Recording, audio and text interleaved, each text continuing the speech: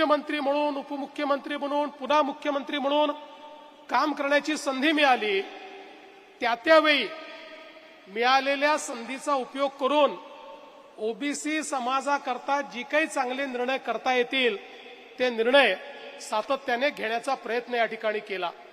मला अतिशय आनंद आहे की जवळपास राज्यामध्ये ओबीसी समाजाच्या हिताचे 50 निर्णय हे या ठिकाणी घेण्याची संधी मला मिळाली आणि आपण ते घेतले।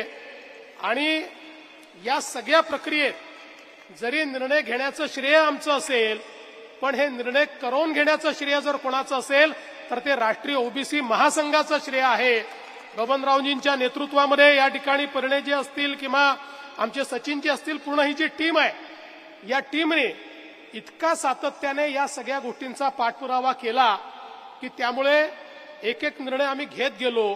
आणि मला या गोष्टीचा आनंद आहे की केवळ कागदावर निर्णय राहिले नाहीत, मागे पुढे झाले असतील, कदाचित काही कमी झालं असेल, काही अधिक झालं असेल, पण घेतलेला एक एक निर्णय हा आपण पूर्ण करण्याचं काम केलं। आणि सगळ्यात महत्त्वाचं म्हणजे हॉस्टेलचा जो निर्णय होता, अतिशय कठीण काम होतं, पण आता आपण जवळपास 54 हॉस्टेल सुरू केले आहेत, उरलेले हॉस्टेलही आता सुरू होत आहेत। आणि निश्चितपणे मला विश्वास आहे की आमच्या ओबीसी समाजाच्या मुलांना मुलींना शिक्षणाकरता त्या ठिकाणी हॉस्टेल असेल किंवा ज्यांना हॉस्टेल मिळत नाही त्यांच्याकरता आपण 60,000 रुपये त्यांना देण्याची योजना सुरू केली। ती योजना असेल, या योजनेच्या माध्यमातून आमच्या मुलांकरता शिक्षणाची दारं आपण खुली केली।